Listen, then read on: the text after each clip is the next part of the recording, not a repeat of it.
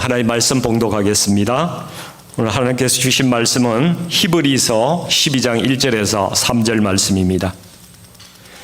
제가 가진 신약성경 367페이지에 있습니다. 3절 말씀이니까 우리 같이 합독하도록 하겠습니다. 이러므로 우리에게 구름같이 둘러싼 허다한 정인들이 있으니 모든 무거운 것과 얽매이기 쉬운 죄를 벗어버리고 인내로서 우리 앞에 당한 경주를 하며 믿음의 주요 또 온전하게 하시는 이인 예수를 바라보자. 그는 그 앞에 있는 기쁨을 위하여 십자가를 참으사 부끄러움을 개의치 아니하시더니 하나님 보좌 우편에 앉으셨느니라. 너희가 피곤하여 낙심하지 않기 위하여 죄인들이 이같이 자기에게 거역한 일을 참으신 일을 생각하라. 아멘. 네, 오늘 히브리서 말씀으로 주만 바라볼지라. 같이 한번 따라해 볼까요? 주만 바라볼지라. 주만 바라볼지라.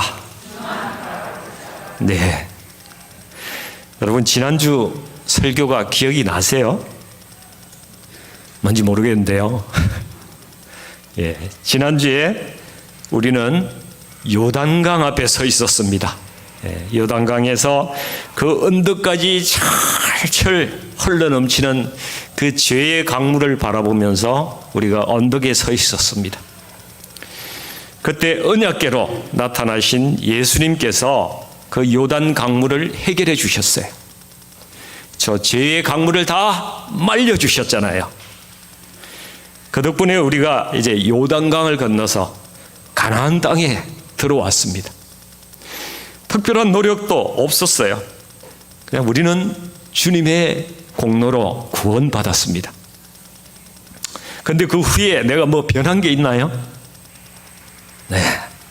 이전에 하던 생각과 행동과 습관들 늘 그대로 가지고 그냥 강만 건너서 가나안에 들어왔어요. 그럼 이제 내가 가나안에서 앞으로 무엇을 하고 어떻게 살아야 되는가? 여러분 이것을 오늘 여러분과 함께 나눠보고자 합니다. 여러분 이스라엘 백성들이 이 가나안 땅에 요단강 건너서 가나안 땅에 들어오자마자 하나님께서 무엇을 하라고 말씀을 하세요? 뭐 하라고 그러셨죠? 네, 할례.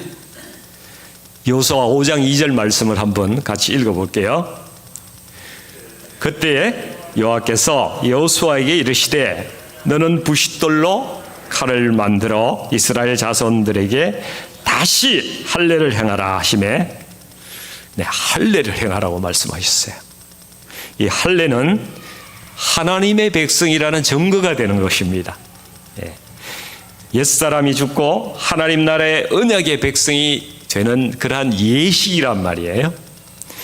이제 내가 이전에 가졌던 어떤 생각, 습관, 이런 그 생각, 행동, 이런 것들 다 죽이고 이제 주님만 바라보고 살겠다는 결단이 바로 할례입니다.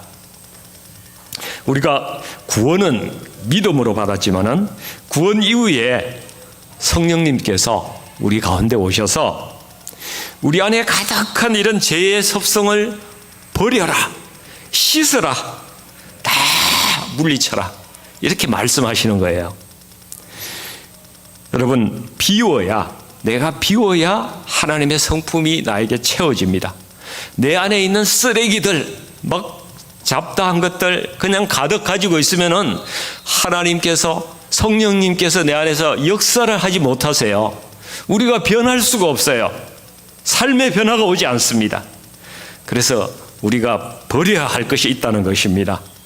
나에게 있던 이전의 생각과 행동과 습관들 이것들이 가나안에 들어와서 우리가 싸워야 할 적이에요. 여러분 이스라엘 백성들이 가나안에 들어와서 뭐 해요? 전쟁하잖아요. 전쟁. 예, 우리가 영적인 전쟁을 해나가라는 것입니다. 이것이 적의 실체들이에요. 여러분 한국의 유명한 교양 프로그램 중에요 어쩌다 어른이라는 그러한 그 프로그램이 있어요. 저와 여러분들이 뭘 잘 준비해가지고 이렇게 어른이 되신 게 아니잖아요. 우리도 어쩌다 어른이 됐잖아요. 정신없이 어른이 됐어요. 다 미숙하다 보니까 이 세상을 참 어렵게 살아가요. 이 프로그램에 보니까 좋은 강사들이 많이 나와가지고 우리를 이렇게 성숙하게 하는 그런 좋은 내용들이 참 많이 있더라고요. 근데 하나님이 창조하실 때는 우리를 이렇게 철부지같이 미성숙하게 이런 존재로 지으시지는 않았을 텐데, 아마도 우리가 처음에 타락할 때 사단이 우리 마음에, 그죠? 뭔가를 심어 놓은 거예요. 그게 죄성이라고 우리가 이야기하는데, 우리 그 본질 마음 가운데 이렇게 뭔가를 둘러싸가지고 뭘 씌워 놓은 거예요. 이것이 있다 보니까 우리가 이 세상에서 살아갈 때 혼란스럽고 힘들게 살아가고 있는 거예요. 여러분, 창세기 3장으로 가보니까 타락 후에 아담과 하와가 갑자기 뭘 느껴요? 부끄러움을 느끼고 수치감을 느끼고 두려움을 느끼고 있어요. 이런 감정들은 이전에 없다가 갑자기 생겨난 거예요. 이 감정들을 가만히 보면은 나를 지키려고, 나를 방어하려고 하는 그런 감정들인 것을 알 수가 있어요. 또 그 다음에 더 심한 것들이 나타나고 있는데요. 창세기 3장 12절을 한번 같이 읽어볼게요. 하나님이 주셔서 나와 함께 있게 하신 여자, 그가 그 나무 열매를 내게 주므로 내가 먹었나이다. 이 아담과 하와가 이 하나님께 대해서 지금 변명하고 있어요. 또 자기 합리화를 하고 있어요.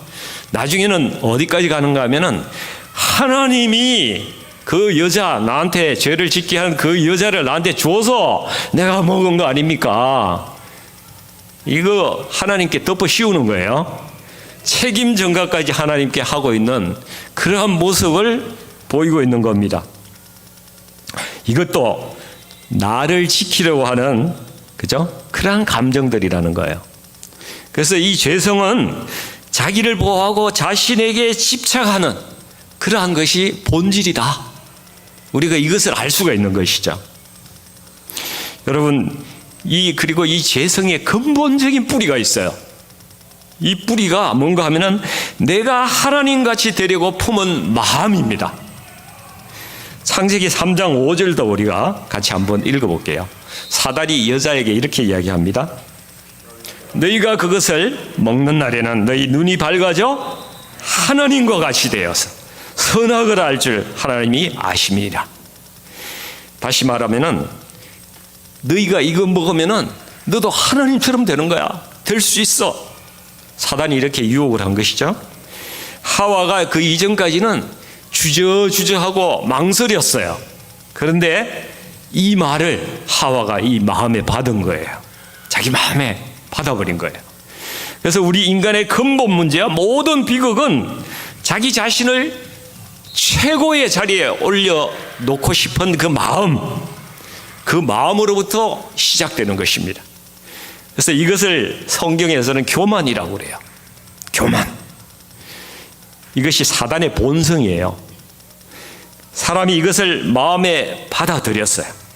이때부터 죄성이 우리 안에서 우리가 받아들였기 때문에 강력하게 워킹하기 시작한 거예요. 여러분, 우리 안에 있는 죄성은 다시 말씀드리지만은 자기중심적이고 자기가 높아지고 인정받고자 하는 그런 욕구가 매우 강합니다. 내가 좀 잘 나가면요, 그냥 어쓱대고 다른 사람보다 좀 뒤처진다 싶으면은 우리는 그냥 의기소침해지고, 그죠? 우울해지고, 남이 좀 잘 되는 거 보면은 시기심이 그냥 속에서 올라옵니다. 사촌이 땅을 사면 배 아프다고 왜 그러겠어요? 우리 본성을 이야기하는 거잖아요. 여러분, 혹시 이유 없이 배가 아프시면은 사촌이 땅을 샀는지부터 한번 알아보세요. 우리는 그런 존재예요. 우리는 질투하고요, 험담하고 싶어서 입이 건질건질한 그런 존재예요. 나보다 잘난 사람은 끄집어 내려야 되니까. 끄집어 내려야 되니까. 여러분, 우리가 왜 우울해져요? 내가 인정받고 주목받지 못하니까 우울해지는 거예요. 나는 이렇게 살고 싶은데 그렇게 안 되니까. 이걸 마음의 병이라고 부르지만은 그 근원은 우리 인간 내면에 잠재된 죄성 때문에 오는 병이라는 사실을 우리가 알아야 하는 것입니다. 저는 오늘 제가 어떤 존재라는 걸 여러분들에게 커밍아웃 했어요. 제가 그런 놈이에요. 근데 저만 욕하지 마세요. 여러분도 똑같은 사람이라는 이야기를 제가 하고 있는 것입니다. 여러분, 기독교 심리학자들은 이렇게 이야기합니다. 이 죄성이 원래 나의 본질은 아닌데 슬그머니 들어와서 나의 본질인 것처럼 행세를 한다는 거예요. 나의 마음에 싹 붙어가지고 본래의 나인 것처럼 이렇게 행동하고 이렇게 한다는 거예요. 이걸 자아라고 그래요. 자아. 영어로는 에고라고 그러잖아요. 에고이스트. 지 생각만 하는 사람.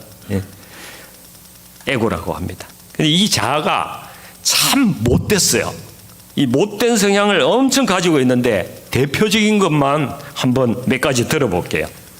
첫 번째는 자기만 생각하는 이기적인 성향이 아주 강해요. 그래서 자기를 보호하려고 거짓말을 왜 그렇게 잘하는지 핑계대고 변명하고 합리화하고 아까 봤잖아요. 책임 전가하고. 이 사단의 속성이거든요. 그게 우리 안에 들어와 있는 거예요. 두 번째로는 끊임없이 나를 남과 비교하고 경쟁하는 거예요. 이것이 우리를 가장 힘들게 하는 것 중에 하나죠. 우리는 항상 남을 의식하면서 살잖아요. 저는 미국에 오니까 이게 조금 덜한 것 같아서 좋아요. 옷을 아무렇게나 입고 다녀도 되고, 그죠? 그게 조금 나은 것 같아요. 남이 혹시 너무 잘 되고 행복한 것처럼 보이면은 잘 살다가 갑자기 내 마음이 불행해져요.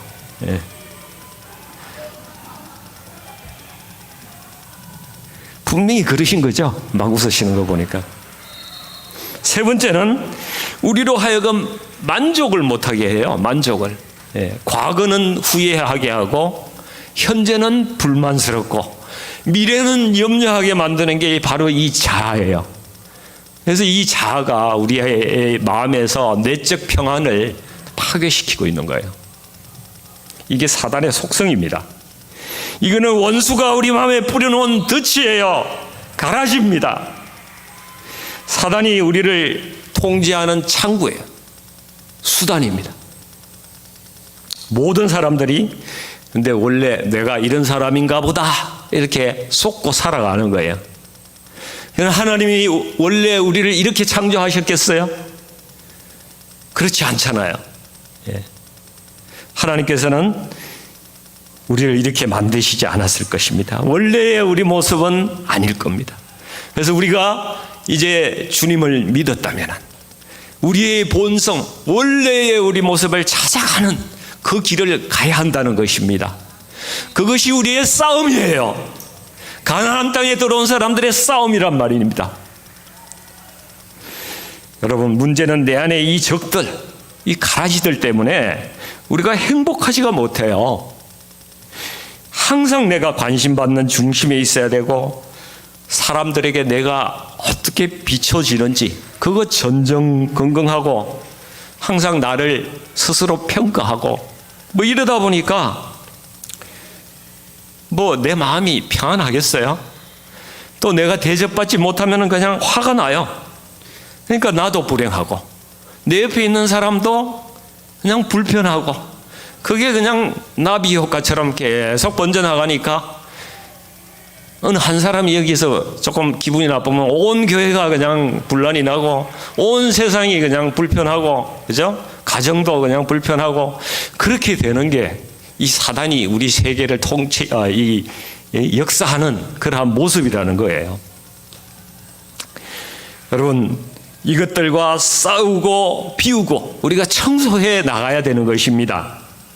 그래서 주님께서 우리에게 자아를 부인하고 자아를 십자가에 못 박으라고 하는 이 말씀의 실체, 그 적들이 누군지 바로 이 자아, 여러분 이것을 알아야 되는 것입니다. 그래서 사람들이 이 덫에 걸려서 다들 힘들어해요. 어떻게 하면 그러면 우리가 좀 행복할 수 있을까? 뭐 여러 가지 방법으로 뭐 노력들 하잖아요. 고민들이 많죠. 근데 많은 사람들이, 심리학자들, 상담학자들이 이렇게 이야기해요. 자존감을 좀 높이면은 훨씬 나아지고 행복해진다, 이렇게 이야기를 합니다. 그래서 제가 이 설교를 준비하면서 자존감에 대해서 한번 알아봤어요. 어쩌다 어른이라는 이 프로그램 중에서 중앙대학교 정신과 의사이기도 하고 상담가이기도 하고 이분 유명한 작가이기도 하더라고요. 윤홍균 박사님이라고, 이분이 자존감에 대해서 강의를 하신 것을 제가 들어봤어요. 이 강의 핵심은 자존감이 높아지면은 행복해진다는 거예요. 사람이 이 자존감을 구성하는 요소가 3가지가 있는데, 자기 효능감, 그 다음에 자기 조절감, 자기 안정감, 뭐 이 3가지 어려운 말을 쓰더라고요. 이 자기 효능감이란 말은 내가 꼭 필요한 사람이라는 인정을 자기가 속한 조직에서 받으면은 이제 행복해진다는 그런 이야기입니다. 그래서 내가 나 없으면 안 돼. 이 회사에서 나 없으면 이 회사가 안 돌아가. 이런 사람 있잖아요. 근데 이 사람이 어느 날 뭐 사정이 생겨서 결근을 했어요. 근데 더 잘 돌아가. 심지어 이 사람이 결근한 것조차도 몰라. 그러면 자기 효능감이 떨어지는 거예요. 나는 이게 뭐 필요 없는 존재인가 보다. 또 다운되는 거예요. 이런 게 이제 자기 효능감이라는 거예요. 근데 자기 조절감이라는 건 또 뭐냐? 자기 마음대로, 지 마음대로 하고 싶은 대로 좀 살면은 뭐 자존감이 높아진다는 거예요. 근데 그렇게 살 수 있는 사람이 얼마나 되겠어요? 세상에서 뭐 직장 다니다가 스트레스 받고 그냥 그러면은 당장 회사를 때려치고 싶지만은 처자식도 먹여 살려야 되는데 그럴 수가 없잖아요. 그러니까 자존감 굽히고 그냥 빌빌대면서 이렇게 또 살아가면은 그냥 자존감이 바닥을 친다는 거죠. 그럼 만족이 떨어지고 덜 행복하다. 여러분, 어떤 사람들은요, 그래서 자동차 이 운전하는 걸 그래 좋아한대요. 왜냐하면은 내 마음대로 할 수 있는 거는 자동차밖에 없다는 거예요. 내가 왼쪽으로 꺾으면 왼쪽으로 가고 오른쪽으로 꺾으면 오른쪽으로 가고요. 차밖에 내가 할 수 있는 게 없대요. 세상에서 내 마음대로 할 수 있는 게 아무것도 없다는 거예요. 그래서 자기 안정감이라는 것도 이 자존감을 높인다고 하는데요. 사업도 좀 잘 되고 자식도 번듯한 대학에 좀 잘 들어가고, 그죠? 이제 돈도 뭐 재산도 좀 모아서 노후 보장도 좀 되고, 그러면은 이제 안심도 되고 어느 정도 이렇게 그렇게 이제 자존감도 올라간다고 이야기합니다. 그런데 여러분 이거 아세요? 자기를 주위에서 다 알아주고 부러워하는 사람이 있어요. 그리고 자기 하고 싶은 대로 다 하고 이제껏 살아왔어요. 그리고 재산도 많고 노후도 걱정이 없어요. 사실 이렇게 살면은 그렇지 않은 것보다는 좀 낫겠죠. 확실히 나을 겁니다. 그럼에도 불구하고 이런 사람도 자기 마음에 허전한 빈 공간은 여전하다는 것입니다. 여러분, 며칠 전에 조선일보 칼럼을 제가 본 게 있는데, 지구에서 가장 행복한 남자는 왜 호텔 욕실에서 죽음을 택했을까? 이런 제목이 나왔어요. 베스트셀러 작가이고요, 유명 방송인이고, 오바마하고 하노이에서 쌀국수도 같이 먹은 사람이래요. 서울에서 우리 직장인들하고 같이 이 폭탄주 먹는 뭐 이런 그 문화 체험 같은 거 하는 거, 이것도 뭐 방송에 유명 방송에도 나오고, 세상을 26바퀴나 돌면서 자기 인생을 만끽한 사람이고요.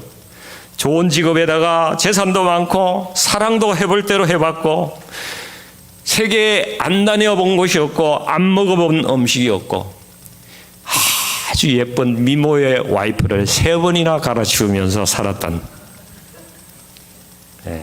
앤서니 보데인이라는 이 남자가 프랑스 시골의 어느 허름한 호텔 방에서 외로이 스스로 자기 목숨을 끊었다랍니다. 자기 효능이 없었어요? 자기 조절이 안 됐어요? 뭐 자기 안정감이 없었나요? 뭐 하나 부족한 사람이 아니에요. 여러분, 자존감이 높아지는 것은 일시적인 효과는 있어요. 마약 같은 거예요. 여러분, 우리가 자존감을 높인다는 것의 실체를 한번 생각해 봤어요. 인간의 죄성 속에 있는 이 이기적이고 남과 비교하고 자기 만족을 못하는 자아를 그대로 두고 있는 상태에서 그것을 잘 구슬려 가지고 잘 달래 가지고 그렇게 임시로 그렇게 살아가는 것에 불과하다는 생각을 제가 하게 된 겁니다. 여러분, 이것은 일시적이라서요, 내 주위에 있는 사람과 환경이 또 바뀌면은 힘들어지는 걸 또 반복할 뿐이에요. 삶의 공허한 그러한 빈 공간은 여전히 나에게 자리하고 힘들게 한다는 것입니다. 그래서 우울증이 여러분 나은 것 같다가도 금방 또 새로 온다는 거예요. 여러분, 자아는 끊임없이 나만 바라보게 합니다. 나에게 집중하게 해요. 그리고 다른 사람을 비교하게 합니다. 그리고 만족을 못하게 합니다. 이것이 우리의 적이에요. 우리가 이것을 내 안에서 물리쳐야 하고 몰아내야 합니다.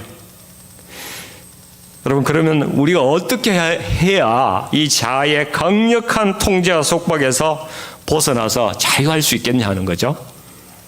이 고린도전서 4장 1절에서 4절 말씀이 제 눈에 들어왔어요. 여러분, 사도 바울은 주님을 만난 이후에 그 이전에 살아왔던 삶의 패턴에서 그러한 생각에서 완전히 새로운 자기의 생각을 여기에서 이야기하고 있어요. 말씀을 한번 띄워주셔서 같이 한번 읽어볼게요. 사람이 마땅히 우리를 그리스도의 일꾼이요 하나님의 비밀을 맡은 자로 여길지어다. 그리고 맡은 자들에게 구할 것은 충성이니라. 너희에게나 다른 사람에게나 판단받는 것이 내게는 매우 작은 일이라. 나도 나를 판단하지 아니하노니. 네, 바울은 고린도 교회 성도들이나 세상 사람들의 평가에 나는 아무 신경 안 써, 연연하지 않겠어, 이렇게 이야기합니다. 그리고 나도 나에 대해서 내가 불행하니 잘났니 못났니 이런 평가를 안 한다는 것입니다. 여러분, 이거는 조금 전까지 우리의 죄성이 우리를 컨트롤할 때 우리가 이야기하고 살아가는 방식하고는 좀 더 다른 거예요. 완전히 다른 이야기를 지금 하고 있는 거예요. 주님이 주신 사명만 보고 우직하게 어떤 목표를 향해서 충성스럽게 나는 그 길만 바라보고 가고 있다, 이렇게 이야기를 하고 있습니다. 제가 잠깐 동영상 하나를 여러분들께 보여드리고 싶어요. 동영상이 준비됐나요? 네, 준비되셨으면 한번 틀어봐 주세요.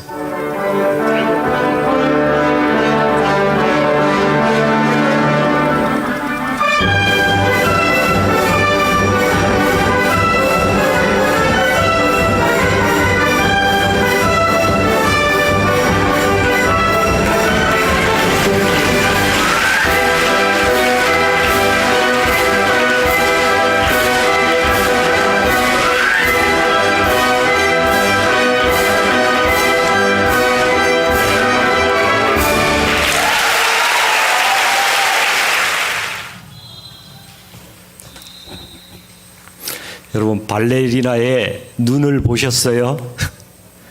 네, 발레리나는요, 이 무대에서 32회전을 할 수 있어야 비로소 발레리나로 인정을 받는데요. 그 32회전이 뭐 푸에테라고 해가지고 아주 기초적인 그러한 단계인가 봐요. 근데 이렇게 돌려면 얼마나 어지럽겠어요. 근데 이 발레리나들이 자신이나 또 남을 의식하고 이렇게 돌려면은 할 수가 없다고 그래요. 이 발레리나가 쓰러지지 않고 도는 비결이 있다고 말합니다. 그게 뭘까요? 눈이에요, 눈. 예. 발레리나가 돌기 전에 자기 정면에 있는 관중의 한 사람을 딱 찍어놓고 그 사람만 바라보고 도는 거예요. 돌고 바라보고 돌고 바라보고 이렇게 하면은 32회전 아니라 40회전 가도 쓰러지지 않고 계속 돌 수가 있다고 그렇게 이야기합니다. 여러분, 바울도 주님만 딱 바라보고 걸어갔어요. 자신이 가는 길 앞에서 주님께서 맡겨주신 하나님의 비밀, 우리 주님께서 주신 사명, 딱 거기만 바라보고 길을 간 것입니다. 아무리 매를 맞고 환난이 있고 어려움이 있어도 그 사명만 바라보고 걸어가니까 흔들리지 않고 넘어지지 않고 쓰러지지 않고 그 길을 갈 수 있었던 것입니다. 여러분, 자아라는 놈은요, 매 순간 사람을 평가해요. 법정에다가 세워놓고 우리가 한 행위를 가지고 자꾸 비난하기도 하고 또 잘했다고 어석대기도 하고 여러 가지 이런 일들을 하고 있어요. 그런데 하나님께서는 우리가 주님을 믿을 때에 모든 행위에서 자유하게 해주셨어요. 여러분, 행위로 의롭다 하거나 또 의롭지 않다고 하거나 이런 판단을 하나님은 하지 않으신단 말씀입니다. 우리가 주님을 믿기로 결단했을 때에 우리를 믿음으로 의롭다고 이미 판결을 하신 거예요. 하늘에서 우리를 의롭다고 이미 판결하셨다고요. 우리는 우리의 행위에 따라서 마음이 늘 바뀌고 그냥 눈치 보고 이렇게 살지만은 하나님께서 그렇게 살지 말라고 하시는 거예요. 우리는 이미 세상의 판단에서 벗어난 자유한 사람들이 된 것입니다. 더 이상 자아가 우리를 심판할 힘이 없어요. 바울은 이것을 정확히 알았습니다. 그래서 바울은 오직 주님만이 나를 평가할 것이라고 그렇게 말씀하고 있습니다. 고린도전서 4장 4절을 한번 같이 보세요. 같이 읽어봅니다. 내가 자책할 아무것도 깨닫지 못하나 이로 말미암아 의롭다 함을 얻지 못하노라. 다만 나를 심판하실 이는 주시니라. 아멘. 하나님의 눈으로만, 하나님 앞에서만 내가 평가를 받는 것입니다. 여러분, 지난주 설교에서도 말씀드렸듯이 우리가 주님을 영접했다면, 믿음으로 영접했다면 우리는 이미 주님께서 그 이루신 그 죄사함의 공로를 통해서 우리는 영생을 얻은 자입니다. 그리고 이제는 주님께서 우리에게 무엇을 하시고자 하는가 하면요, 우리에게 성령을 보내셔서 우리를 변화시키시고 우리 안에 있는 못된 자아들 이거 힘을 빼시고요, 씻어내고, 그리고 주님의 성품을 닮아가게 하시고 주님이 하시는 일에 저와 여러분을 이렇게 부르셔서 동참시켜서 주님과 우리가 동력하기를 원하시는 것입니다. 여러분, 오늘 본문 히브리서 말씀을 같이 보시겠습니다. 이 땅에 살았던 구름같이 많은 그 믿음의 정인들이 살아갔던 그 본을 따라서 우리도 오늘 그렇게 살아가라고 주님께서 말씀하고 계세요.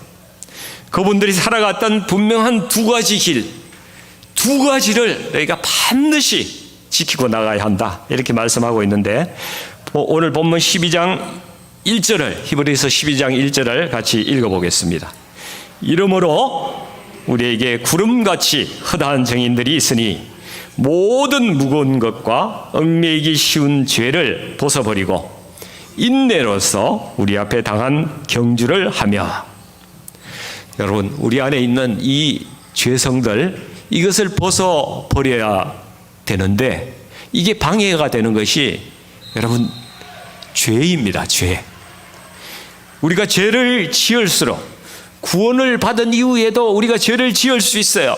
그러나 그 죄를 지어서 계속 죄를 지으면은 사탄의 영향력이 나에게 점점 더 커져갑니다. 죄에 또 사로잡히기 시작한다는 것입니다. 근데 이것은 우리가 스스로 해결할 수 있는 성질의 것이 아니에요. 주님께서 이미 이 땅에 오셔서 이 죄의 근본된 죄는 주님께서 다 해결해 주신 거예요. 모든 인류의 죄를 전가받고 주님은 이미 우리의 죄를 모두 해결하셨습니다. 그래서 죄는 우리를 정죄할 능력을 이미 잃어버렸다는 사실을 우리가 기억해야 합니다. 그래서 우리는 이제 죄를 따라 살아가는 사람이 아니고 무엇을 따라 살아야 해요? 성령을 따라 살아가는 사람이라는 것입니다. 우리는 성령을 따라서 살아가는 자가 된 것입니다. 우리가 할 일은 이제 우리 그 안에 있는 죄성이 고개를 들 때마다 두더지처럼 잡으세요. 십자가에 못 박으세요. 그리고 성령께 순종하는 훈련을 매일매일 해나가는 것입니다. 그리고 우리가 간혹 죄를 지었을 때 즉시 회개해야 돼요.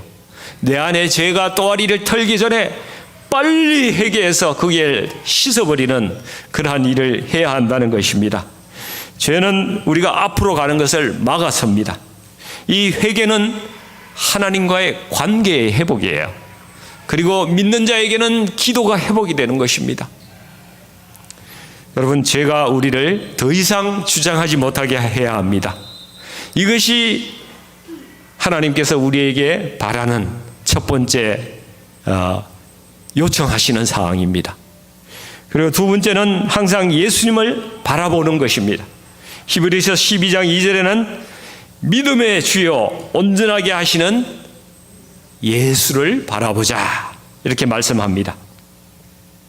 여러분, 바라본다는 거, 그렇죠? 바라본다는 것은 마음에 두는 거예요. 마음에 주님을 내 안에 계시다는 것을 믿고 나의 인생 자체를 그분과 함께 걸어가는 것입니다. 늘 주님의 관점에서 내가 생각하고 행동하고 살아가는 것입니다.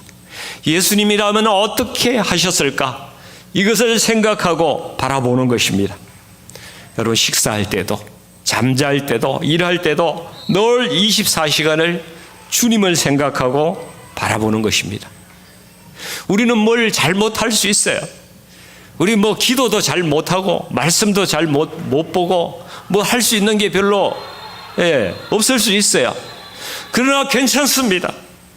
우리가 주님만 바라본다면은 주님은 우리가 잘하고 못하고 어떤 직업을 가지고 어떻게 살고 이것이 중요한 거 아니에요. 우리가 주님을 마음에 품고 있느냐, 그리고 주님을 바라보고 있느냐, 주님은 항상 그것을 보신다는 것입니다. 여러분, 내가 주님을 바라보면은 그러면 주님께서 내 안에서 일하십니다. 내 안을 깨끗하게 하세요. 죄의 습관을 사라지게 하십니다. 거짓 자아도 점점 더 힘을 약화시켜 주십니다. 그리고 내 안에 늘 회개가 일어나게 하시고 내가 거룩해져 갑니다. 다른 사람 별로 의식하지 않고 당당하게 주 안에서 주신 그 기쁨, 복음을 가지고 당당하게 눈치 안 보고 살아갈 수 있는 그런 사람이 된다는 것이에요. 이것이 복음 안에서의 자유함입니다. 바울도 그렇게 살았습니다. 아브라함도 그렇게 살았습니다. 이삭과 야곱도, 요셉도, 다윗도 이와 같이 살아간 것입니다. 죄를 벗어버리고 주님만 바라보고 그렇게 살아가는 것입니다. 허다한 정인들이 주님만 바라보고 그렇게 살았습니다. 우리 주님도 이 땅에 계실 때 하나님만 바라보고 그 평생을 걸어가신 것입니다. 여러분, 주님께서 나를 구원하셨습니까? 그것을 믿습니까? 그걸 믿으신다면 이제 주님을 바라보십시오. 주님만 바라보십시오. 주님께서 나를 친구 삼으시고 나를 온전하게 새롭게 하실 것입니다. 그리고 이제 주님의 동력자로 주님과 함께 동행하며 복음의 자유를 누리시는 그런 복된 삶 살아가시기를 주님의 이름으로 축복하고 또 축원드립니다. 여러분, 우리가 이런 고백을 같이 한번 드렸으면 좋겠어요. 우리가 한번 손을 들고, 그죠? 같이 한번 손을 들고요. 예. 내 평생에 주님만 바라보겠습니다. 이렇게 고백을 한번 하는 시간 되었으면 좋겠어요. 제가 먼저 할 테니까 여러분 따라서 한번 해봐 주세요. 내 평생에 주님만 바라보겠습니다. 우리 한 번 더 우리 마음을 간절하게 모아서 주님께 고백합니다. 주님, 내 평생에 주님만 바라보겠습니다. 아멘. 아멘. 감사합니다. 우리 같이 기도하겠습니다.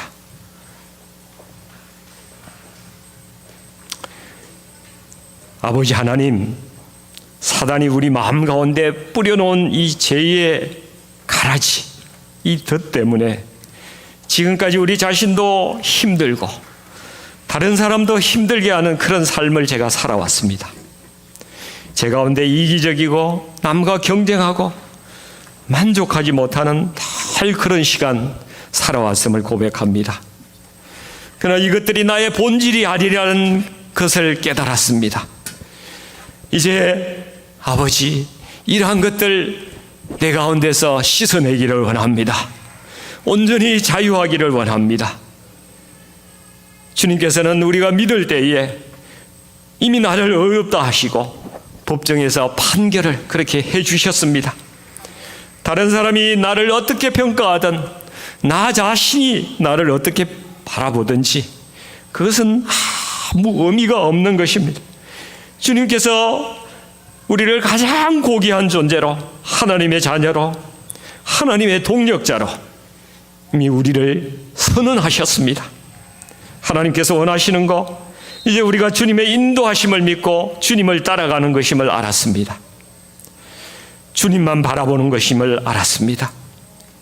우리가 길을 가다가 넘어져서 진흙에 묻으면은 빨리 털고 일어나서 길을 가듯이 내가 혹시 죄를 범하더라도 빨리 회개하고 주님의 길을 가게 하여 주시옵소서.